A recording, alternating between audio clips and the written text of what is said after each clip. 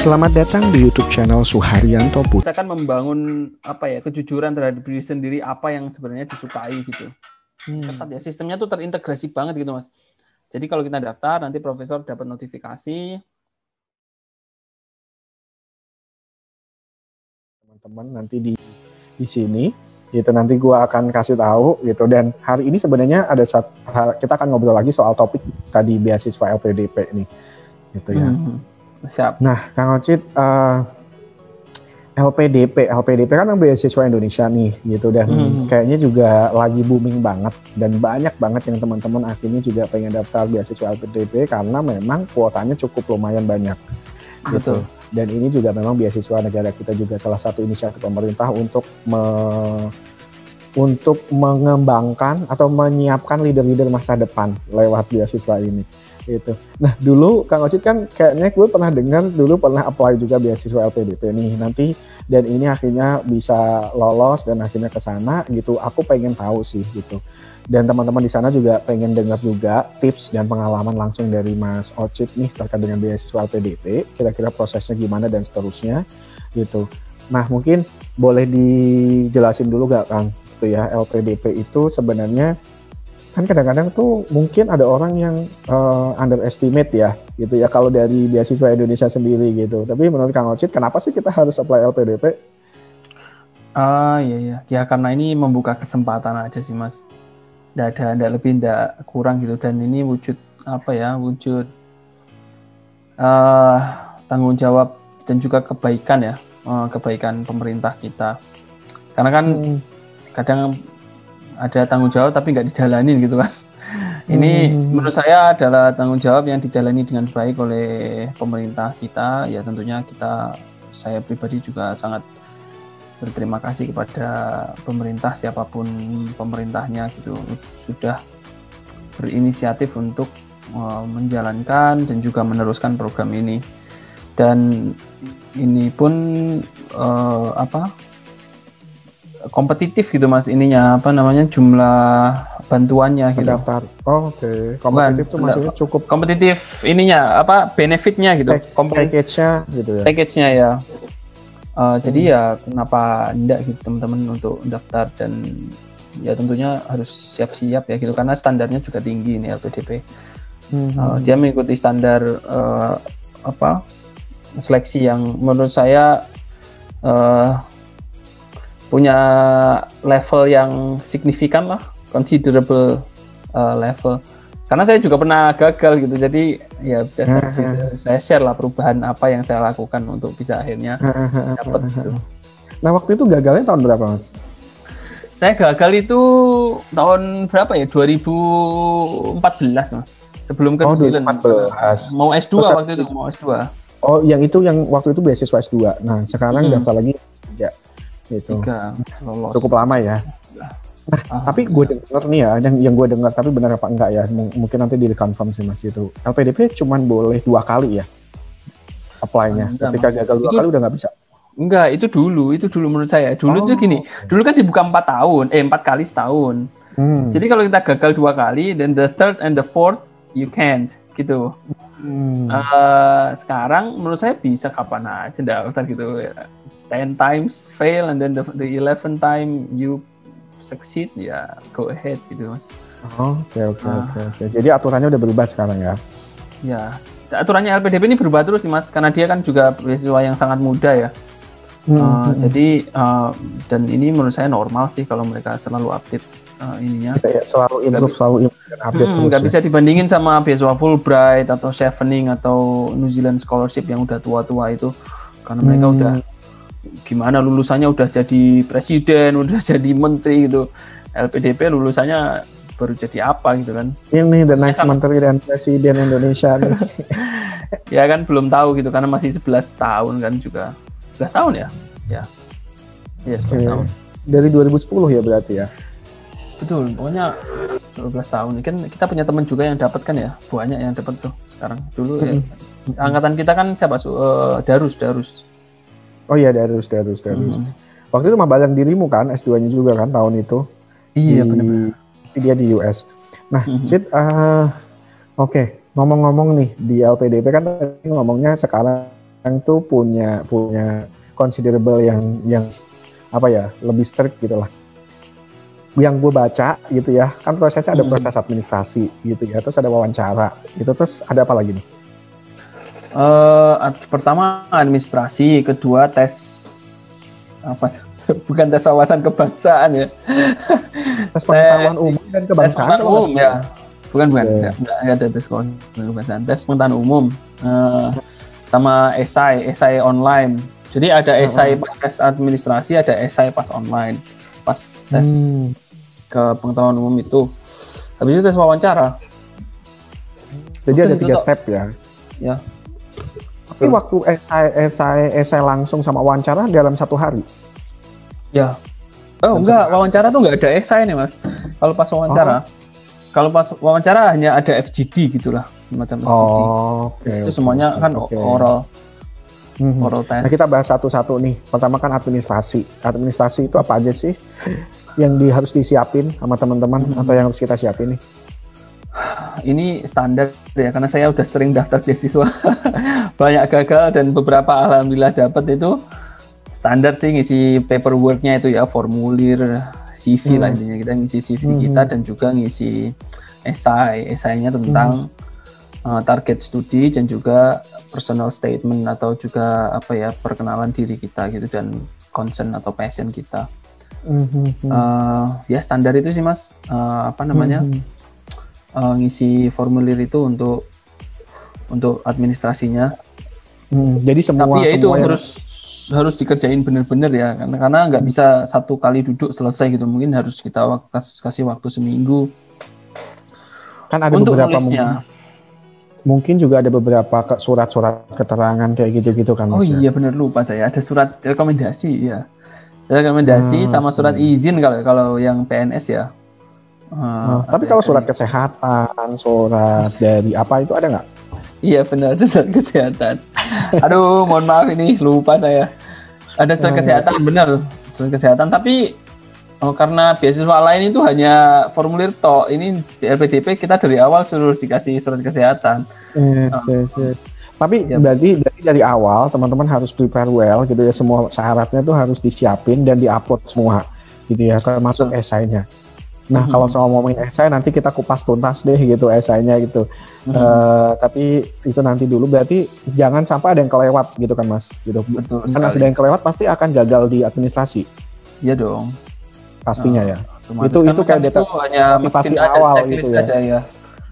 Sayang banget kalau kita jujur ya, saya kadang merasa kasihan gitu kalau orang nggak lolos administrasi gitu, karena kan itu yang menilai mesin ya. Tapi kan esai juga dinilai Mas. Bobotnya. Ya, tapi kan kalau di administrasi tuh jujur ya, kita pernah menjadi seorang penilai gitu Mas.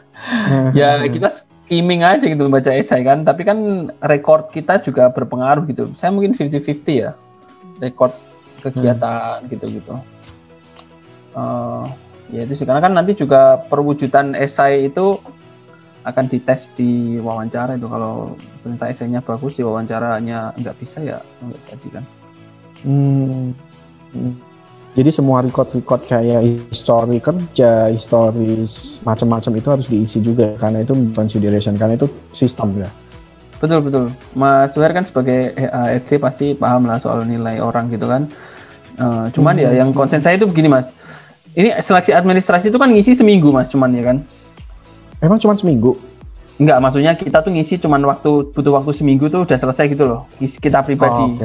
Meluangkan waktu seminggu, tapi kita harus tanamkan kepada diri kita bahwa seminggu itu persiapannya bisa 2 tahun gitu Mas. Ya ngerti nggak? Jadi kita betul.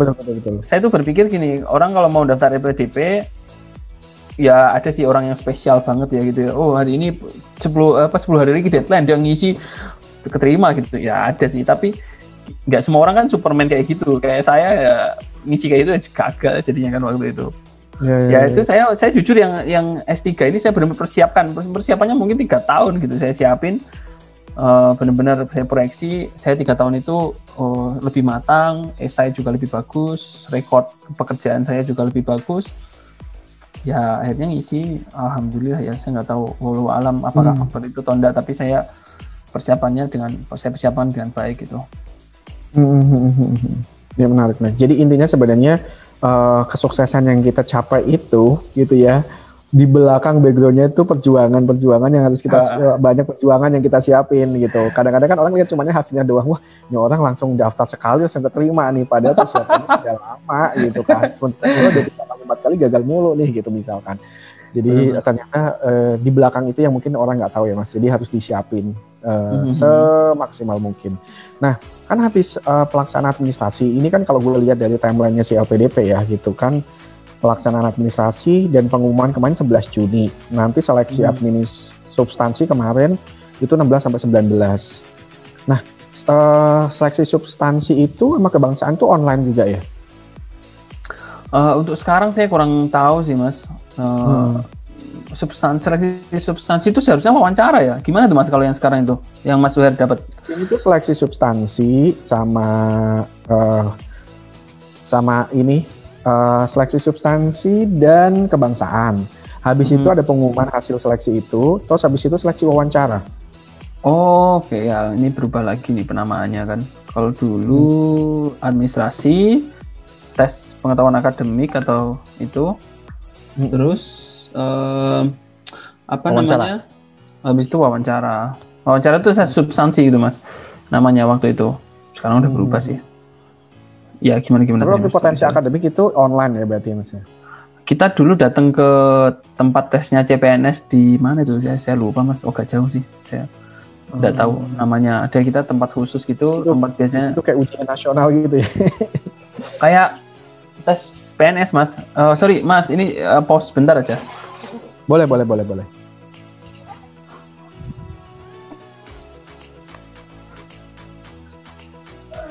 Oke. Jadi balik lagi ya tadi seleksi administrasi, tips suksesnya adalah semua diisi gitu, jangan ada yang kosong, karena begitu ada yang kosong pasti secara sistem akan nge-reject, nolak gitu ya Mas. Jadi harus di-prepare dengan lengkap semuanya gitu. Terlepas bagus apa enggaknya itu nomor 2 lah gitu, yang penting lengkap dulu gitu ya. Terus akhirnya once kita udah lulus administrasi nih gitu, kita masuk ke substansi, tes kebangsaan. Berarti itu kayak tes-tes yang pengetahuan umum kayak gitu-gitu ya Mas? Betul. Itu seingat saya ya, waktu itu saya tesnya itu benar-benar tes potensi kemampuan akademik ya.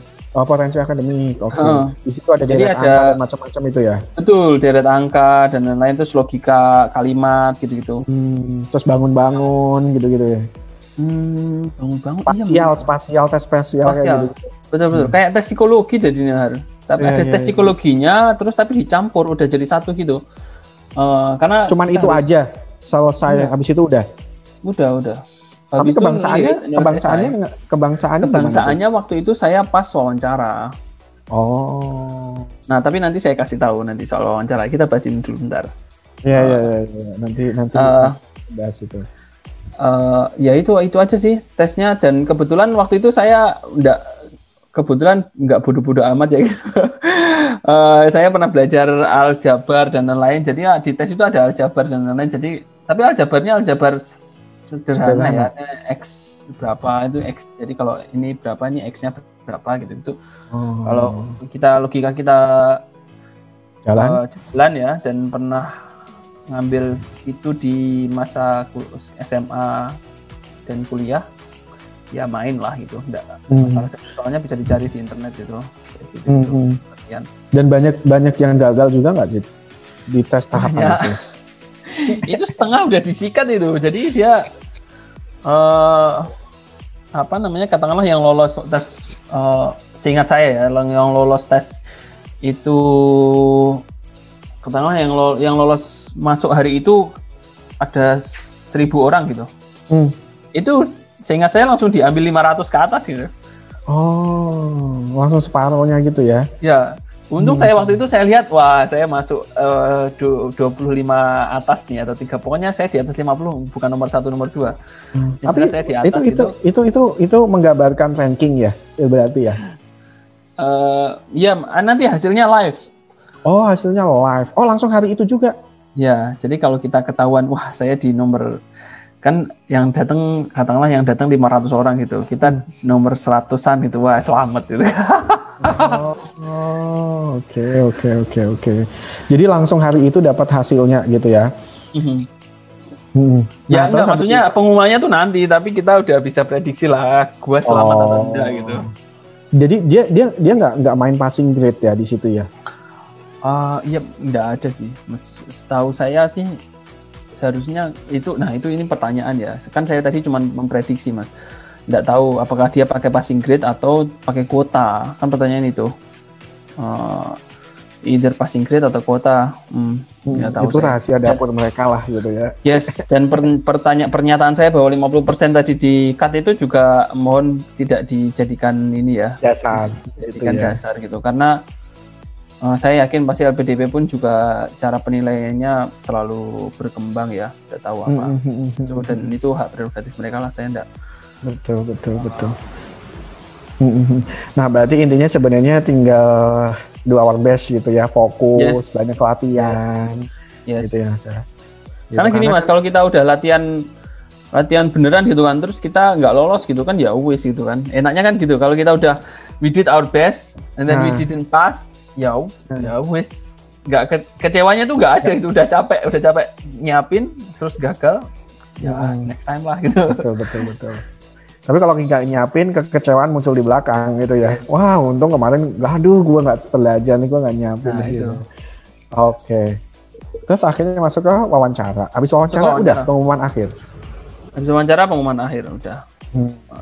Nah sekarang kita kupas tuntas wawancara kali ya, gitu kan. Mungkin dirimu bisa cerita nih gitu.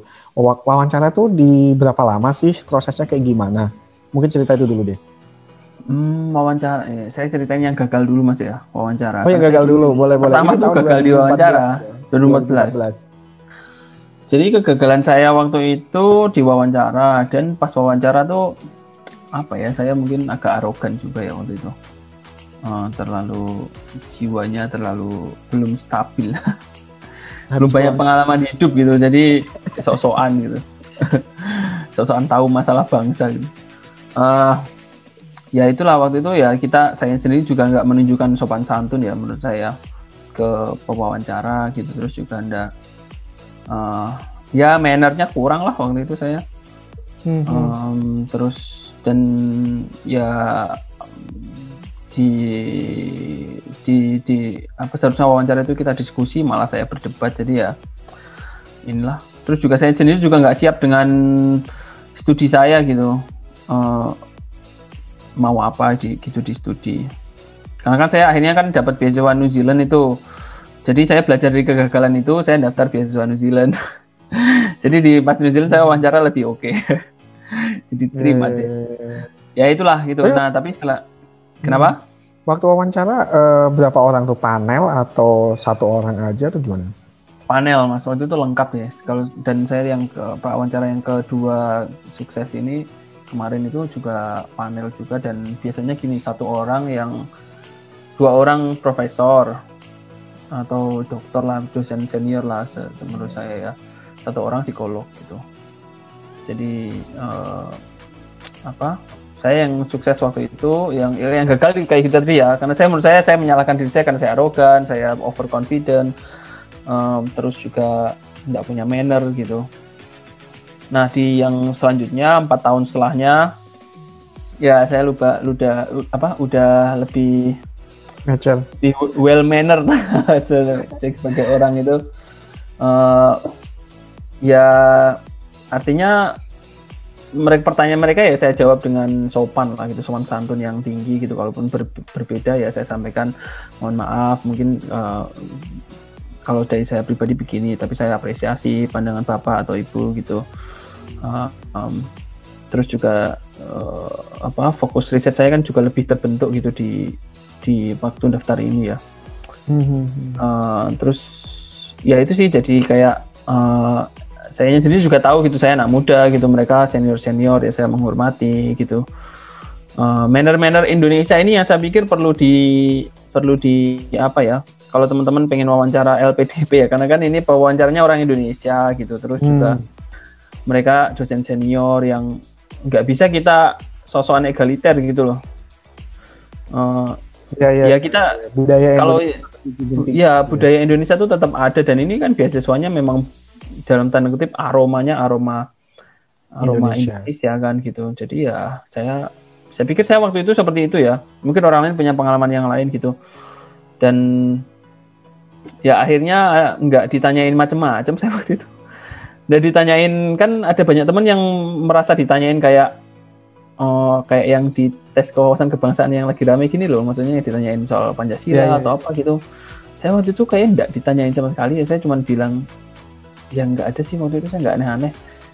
Apa tuh ditanyain apa ya waktu itu, mungkin malah saya ditanyain kamu aktif apa kegiatan di luar, saya Nahdlatul Ulama gitu.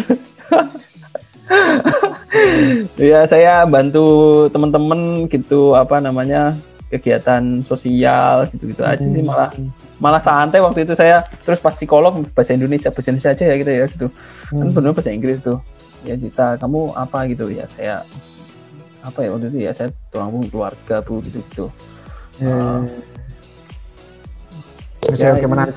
Jadi satu tadi yang perlu ditekankan ke teman-teman adalah soal attitude, soal manner gitu ya, dan manner Indonesia, culture di Indonesia perlu dijunjung tinggi gitu, supaya kita juga, ya ini beasiswa Indonesia gitu, kita jangan pakai sok-sokan pakai budaya yang dalam tanda kutip egaliter gitu, karena mereka juga lebih senior dan memang kita juga harus menghormati yang tua gitu, dan tetap humble, tetap apa ya, ada sesi ada kayak gini, kita itu lagi ngelamar gitu ya, dan kita juga harus menunjukkan bahwa kita memang juga berharap untuk dapat itu ya, tanpa harus menyombongkan diri, tetap kita juga punya harapan untuk dapat dengan apa ya, dengan selalu menempatkan diri bukan berarti nggak setara ya, tapi di bawah mereka dikit lah gitu.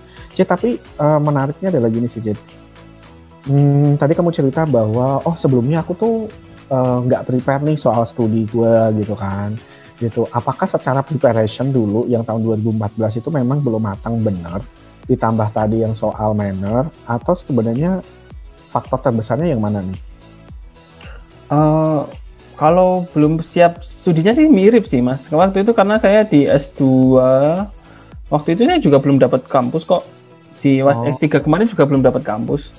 Oke. Jadi kalau saya pribadi ya, saya dapat, supaya same page ya, dapat ini tuh sebenarnya dapat LOE unconditional atau apa nih yang lo maksud nih? Ya, intinya atau belum apply sama sekali atau gimana? Udah belum apply, saya udah apply lagi, tapi kan belum ada respon sama sekali. Belum ada LOA atau LOA conditional atau conditional whatever, kontak sama profesor juga belum jalan. Tapi ya saya di yang pas S3 ini lebih apa ya, dari sayanya sendiri udah lebih ini gitu loh Mas, lebih apa ya, lebih firm gitu loh. This is what I wanna do. This is my contribution to come. Ya saya ke wawancara, if you want to give me feedback, just go ahead. I'll take it gitu. Dan waktu itu mereka juga nanyain, jadi pas apa namanya, pas ini proposal, dia bilang kan wawancaranya, ini proposalmu nggak ada ininya, nggak ada hipotesisnya ya. Wah ya, saya cuma bilang, wah ngapun, apa namanya, mohon maaf itu, ini I did my best for this, but ya ibu dapat salah satu lubang yang menurut saya signifikan, dan saya I'll take it, I'll make it more perfect later gitu, if you accept me, ya gitu. Jadi ya wes. Oke. Nah, proposal itu di mana sih, Cid? Di part mana sih? Emang kita harus dibikin proposal? Kalau yang S3 minta di proposal. Oke. Kalau S2 nggak ada. Nah, terus tadi kan ngomongin esai gitu. Kita flashback lagi tuh. Ada esai di wawancara, lo bilang kalau ke luar negeri tadi pakai bahasa Inggris gitu ya. Apakah memang kalau ke luar negeri pakai bahasa Inggris, terus kalau Indonesia pakai bahasa Indonesia atau gimana? Yes, kayaknya gitu deh. Jadi saya pun kalau ke luar negeri harus bahasa Inggris, terus waktu wawancara juga harus pakai bahasa Inggris gitu. Tapi kalau di Indonesia pakai bahasa Indonesia gitu. Kayak ya. Nggak 100% yakin, tapi seharusnya kayak gitu seharusnya. Karena 2 kali aku mau daftar ke luar negeri, terus selalu pakai wawancara bahasa Inggris merekanya. Tapi pas sama psikolognya itu pakai bahasa Indonesia. Bocoran pertanyaan wawancaranya itu apa aja sih? Boleh diceritain nggak? Udah beda, standar ya, momennya ceritakan tentang dirimu lah, gitu-gitulah. apa namanya nanti ya itu beda-beda pengalamannya. Kalau pengalaman saya waktu itu ya ceritakan tentang dirimu ya kan, saya jadi tahu ya ceritakan tentang dirimu itu apa. Kalau di situasi apa namanya wawancara tuh nggak nyeritain kampung halaman ngapain kan, ceritain fokusnya apa gitu, background kerjanya apa, apa yang mau target apa ini sekarang. Terus ya ditanya ini langsung sih waktu itu langsung, ini risetmu tentang apa ini gitu, apa ini manfaatnya buat Indonesia. Ya terus dia nanya-nanya soal konteksnya ini begini begitu. Terus mungkin salah satunya kali ya yang sampingnya itu yang nanya itu kegiatan kamu di luar sekolah, di luar kegiatan apa, di luar kerjaan apa. Saya agak terlalu lama. Nggak ada yang tapi gini mungkin yang merasa mendapatkan pertanyaan aneh-aneh itu umpamanya ya pertanyaan yang sifatnya mungkin sensitif ya di dunia internasional yang lagi sekarang dibicarakan di publik itu loh, soal gender lah, soal seksisme lah, soal feminisme lah. Ya kalau saya gimana ya, itu kenyataan kita sih. Kalau ada orang nanya kayak gitu kan di masyarakat masih umum ya. Terus ya saya beruntung nggak dapat itu karena saya juga mungkin dapat privilege, saya cowok, saya udah dari kampung gitu, jadi nggak ada aneh-aneh gitu yang saya lakukan dalam hidup gitu. Terus juga ditanyain soal kegiatan di luar apa namanya, di luar kerja, saya Nahdlatul Ulama udah pasti NKRI harga mati kan, jadi mungkin udah skakmat yang nanya kan, ya udah NU ya wes lah gitu. Tapi bagi yang lain mungkin ya saya simpatik lah, cuman ya itu realitas yang ada di kita dan mungkin orang bisa melihat bahwa itu sebagai kekurangan ya monggo, tapi kalau menurut saya itu bagi peluang untuk kita perbaiki ya ke depannya di masyarakat gitu kan ya itu kan merefleksikan apa yang masih ramai di masyarakat gitu loh kan. Nggak bisa kita pungkiri gitu, di masyarakat masih orang nanya kamu, bahkan di kampung aja kamu NU Muhammadiyah aja umek gitu kan. Itu bisa orang bisa dalam tanda kutip bisa ini tawuran loh gara-gara itu aja. Nggak usah ngomong soal ini deh, soal gender, soal apa namanya kesamaan perempuan dan laki-laki. Itu menurut saya saya hati-hati nih ngomong ini. Ya menurut saya itu advance lah, cukup advance lah. Tapi kita lihat di masyarakat real, hal-hal kecil, wah NU Muhammadiyah orang tawuran. Ya di kampung itu uang 1.000 aja orang bisa tawuran loh gara-gara duit 1.000. Iya nggak Her? Betul. Jadi kita bijak lah, menurut saya kita bijak aja kalau ada orang seperti itu ya kita jawab dengan bijak dan ya semoga dengan bijak. Selain attitude gitu ya, selain memang kita harus firm dengan apa yang kita mau, plan rencana ke depan gimana gitu, ada hal lain yang perlu disiapin nggak, atau mungkin ada tips nggak supaya kita jadi oke gitu waktu wawancara? Ya ketahui bahwa ini beasiswa dari pemerintah Indonesia, itu aja sih. Bahwa mereka punya target apa yaitu ya mau mereka lah gitu kan. Jadi kitanya juga fit dengan rumah ini kan ibaratnya gini. Kita contohnya gini ya, kalau orang mau masuk ke Inggris ya, kita kan nggak mau, orang Indonesia nggak ada yang protes kan. Waduh, saya diperiksa ini, saya diperiksa itu gitu. Ya deal with it gitu. Iya. Ya ini beasiswanya pemerintah Indonesia nya itu punya agenda apa ya disisit gitu menurut saya. Ya terima gitu kalau dengan iya. Ya sama lah kan dirimu kan HRD gitu, terus ada yang daftar dia pengen membuat inovasi yang nggak sejalan dengan visi perusahaan nih, ngapain kamu daftar di tempat lain aja kamu sana. Yes. Iya, mungkin tadi pesannya adalah vision mission kita harus align dengan vision missionnya si pemberi beasiswa gitu ya. Yes.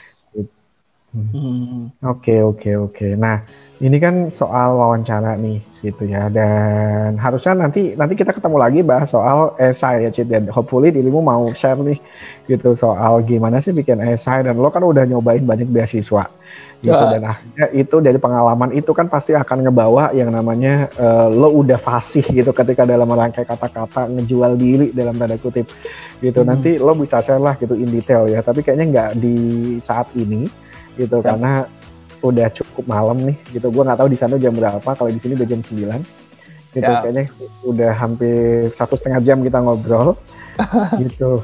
Nah, thank you banget Bang Ocit udah ngeluangin waktu di sana di UK. Sehat-sehat selalu gitu ya. Gue senang banget kabar dirimu dulu pernah ke awalnya yang ke Australia itu siapa sih dirimu ya waktu itu ya?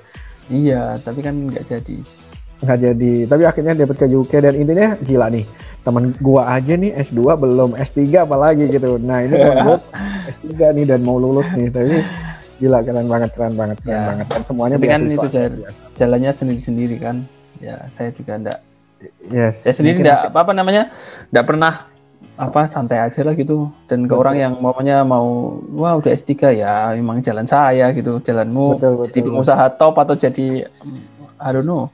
Yes. Jadi sebenarnya intinya sih kita nggak mungkin kalau kita lihat sebelah rumput tetangga lebih hijau gitu ya, atau mungkin boleh banget kita ngelihat sebelah kalau untuk memotivasi kita. Tapi kalau meng-compare diri kita dan akhirnya kita jadi down terus kita akhirnya jadi iri, ya jangan gitu kan.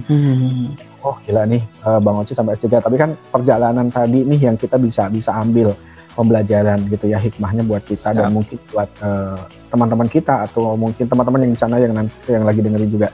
Thank you banget. Nah soal wawancara aku juga pernah share juga di konten sebelumnya, tapi kan konteksnya pekerjaan ya. Tapi kalau beasiswa harusnya kurang lebih mirip-mirip lah kalau pertanyaannya pertanyaan umum gitu.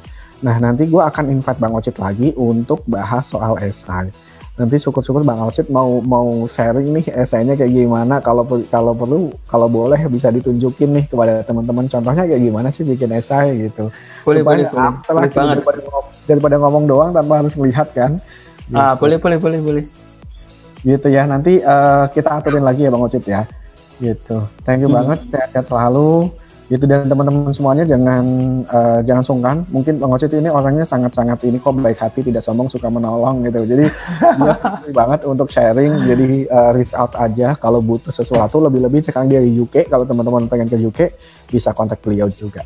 Gitu. Dan apalagi kalau teman-teman punya passion di bidang public policy, nah cocok banget nih orangnya yang bisa ditanya-tanya nih gitu. Ini ringnya Bang Ocit tuh Pak JK nih gitu. Jadi kalau ngomongin public policy mah udah ahli gitu. Oke, thank you teman-teman, sampai ketemu lagi di konten berikutnya. Sehat-sehat selalu. Assalamualaikum warahmatullahi wabarakatuh. Waalaikumsalam warahmatullahi wabarakatuh.